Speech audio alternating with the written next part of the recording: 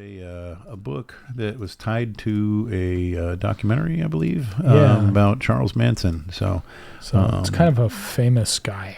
Yeah, kind of. Yeah, and it's not just about Manson. It's about the secret history of CIA, and was there ties between the Mansons and the CIA and all that kind of stuff. The most interesting thing about this, I think, is the tie to the CIA, as you said. Mm-hmm. Because if we recall, in the 60s, there was a little bit of a movement that started with hippies.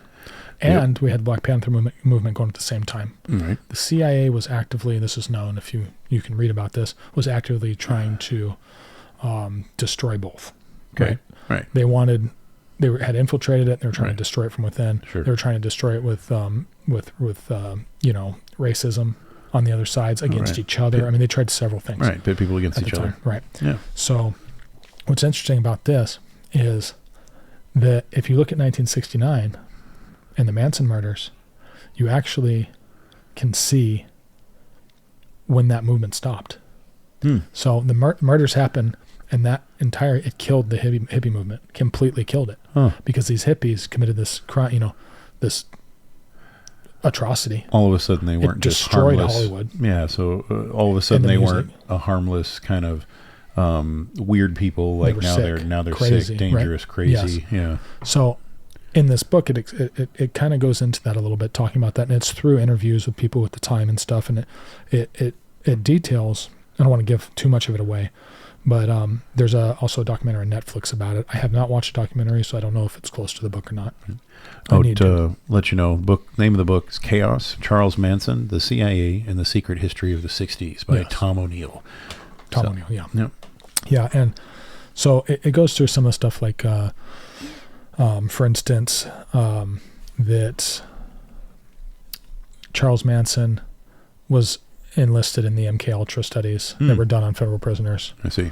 I think you can find that online, that he took his family to a doctor in San Francisco to continued MK Ultra testing. Gotcha. His family, quote unquote, right? That there was an officer that was around at the time that was also a CIA operative that worked as a communist journalist in Europe, and then all of a sudden came over here and started working in LA as he was a musician, and nobody knew how he had all this money and stuff. And there's pictures of him being high and tight in Europe as this communist writer, he infiltrating the Communist Party, and then over here as a hippie musician. And so they go into that quite a bit. And there's a. So was he like a plant to try to infiltrate the movements? Yeah, he was feeding it. Oh, gotcha. Yeah, he was feeding it. Yeah, feeding the movement. His name is something Wilson, I believe. So I got a buddy at work that's actually been reading it. Is almost done with it. I started it. I'm about, I don't know, a fifth in right now. Yeah. Gotcha. But it's super interesting so far, and it really goes into a lot of detail in terms of interviews and looking at these people who all, putting together all these people who had to all be in these places at the same time for this stuff to happen. Right. And, the idea that the murders were, just for, just sporadic, and random, was an idea that was going around for a while that nobody believed. Helter Skelter kind of talks about that. But really it looks like it was more of motivated by jealousy and anger. And stuff because of the music industry and all kinds of things. So anyway, a lot of people think, and this book details that the CIA had a huge hand in that. Right. And what's interesting is Hunter Thompson wrote about that. And he talks about that in Fear and Loathing in Las Vegas a little bit. Hunter Thompson, man, that guy, if you have a moment, like, and you want a deep dive on an interesting person, holy cow, man, he was a very interesting individual. Another one who killed himself. Quote unquote. Yeah. Nope. He didn't kill himself. That's it. Got to clip it. Yeah. So okay. Yes. So Hunter Thompson unalived himself. Oh, dang it! You can't say those words. He on unalived YouTube. himself. Yep. Okay. So Hunter Thompson unalived himself. Right. So when he unalived himself, he was writing a book on the Bushes and human trafficking, and drugs and weapons trade and oil. Yeah. And he shot himself with a Colt in 1911 there was 8 rounds in the magazine, which is what the magazine holds. Right. And a round did not chamber after the shot that killed him was fired. In other words, somebody shot him, replaced the magazine, put a fresh mag in, throw the gun on the ground, and then called it a day. Yeah, good job, right? Oh, yeah. So anyway, that's my guess on that. Man, you think they'd get better at that by now? Oh, I think it's a message to people. Oh, gotcha. That's a calling It's a warning. card. Right? Yeah, it's a calling card. Hey, you know we did it, but you can't do anything about it. What was that one that happened a few years ago? Was there's the guy that put himself in his own bag. Oh yeah, there was that one. Up. That wasn't the one I was thinking about. Yeah, no, he was. Yeah, no. The guy that shot himself twice in the stomach. Yeah, shot himself and then sealed himself up in a gym bag. And then there's another one in a drum. Yeah, killed himself and sealed himself in a 50-gallon drum. Yeah, that's all the part of the Hillary Clinton deal. That. No, there was a. Dang, we just said that like 14 times. Yeah. All these people unalive themselves. Oh, damn. Right, they unalive themselves. Well, so I'm probably gonna have to clip out that whole piece. Actually. Okay. Well. All right. Anyway, let's.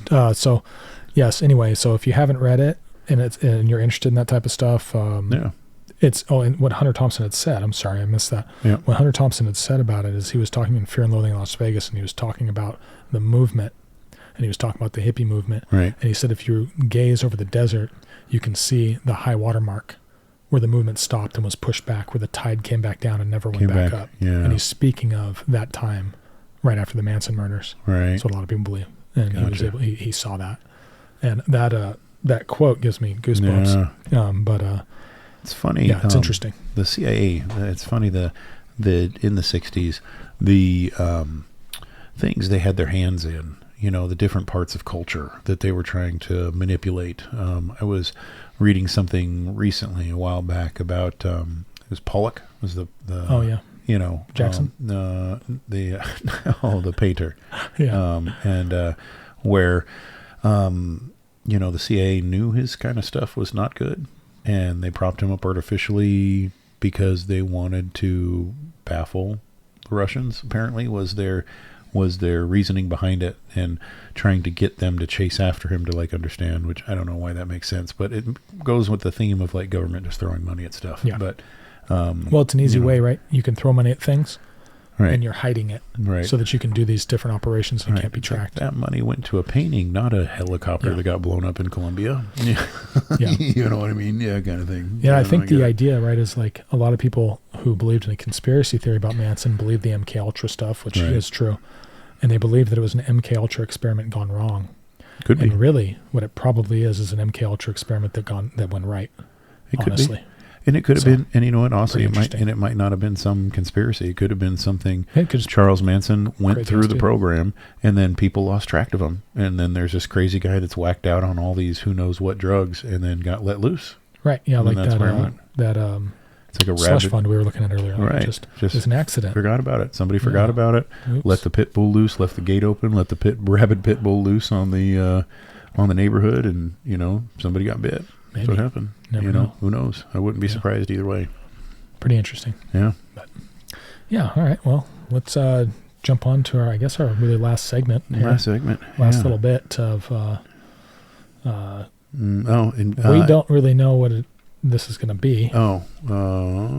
Did you? Oh, we missed that completely. Yeah. Well, maybe next time. Yeah. Okay, that works. On it just because we completely blew over it. Yeah. Unless you want to toss it in, but it would be kind of. I'd rather do that than that. We could do both. Okay, let's do it. Okay. All right. Another tech. We're kind of going back to tech, so that's all right. I was really excited to hear about this. I think it has a lot. It's going to have a ripple effect. Where I know tech isn't my thing, but I found this. Found this really interesting.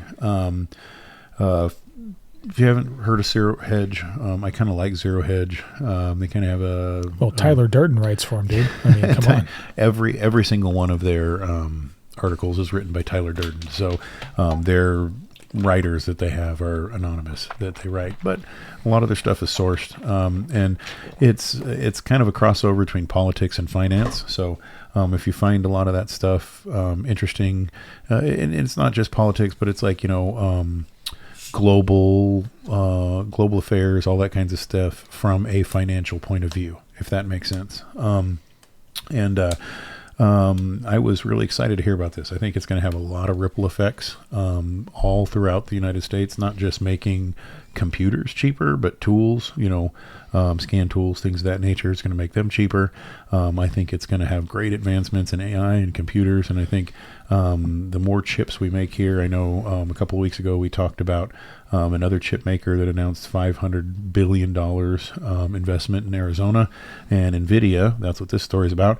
NVIDIA CEO announced that he is going to spend hundreds of billions of dollars upgrading their facility in California because NVIDIA is going to want to start making chips here in the United States. And I think that's an fantastic, amazing thing because NVIDIA lately has been one of the better companies that are out there, in my opinion. Well, they actually kind of have a complete monopoly on graphics cards, just about. I think they own 93% of the market share. Wow. Last year. Wow. Something like that. I mean, it's insane. Right. And, if there's two ways to look at that, if they're the best, they're the ones that are selling. We also just talked about them catching fire, right? Yeah, that's the thing, right?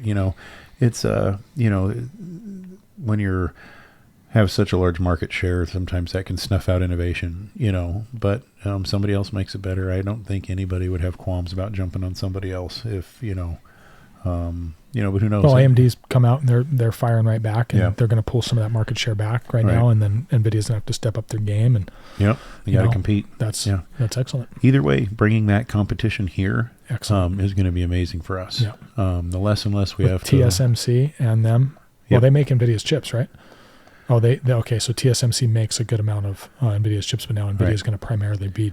Yeah. So the first one was in Arizona, was the chip making facility, and this one's going to be in California. And that one's TSMC. Yeah. We're talking about Taiwan Semiconductor. Yeah, right. Taiwan Semiconductor. Yep. They're opening a $500 billion facility in Arizona, and then this one is an upgrade in California. So pretty cool. I thought that was really awesome. If you get a chance to check out Zero Hedge, I know there's pretty good place. Commenters get a little crazy sometimes down there, but TSMC, it was 100 billion. I'm sorry, not 500 billion.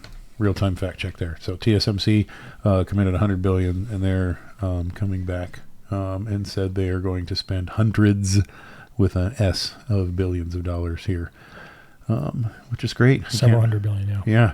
I can't wait to see what that kind of looks like, and what kind of industries. That's going to be great for anybody in tech. It's awesome. It's going to bleed through everything from automotive. It's going to bleed through to computers. It's going to bleed through to gaming systems. It's going to bleed through to, like I said, scan tools. It's going to bleed anything, electronics, TVs. AI is a big one. AI, and with there was it Sam Friedman of AI, ChatGPT, who was with Trump, who announced their initiative to was 500 billion. That one was the 500 billion. Yeah. That they're going to be putting a lot of time and effort. Really good friends. Yeah, I know. Well, they love each other. Yeah, I can see both points.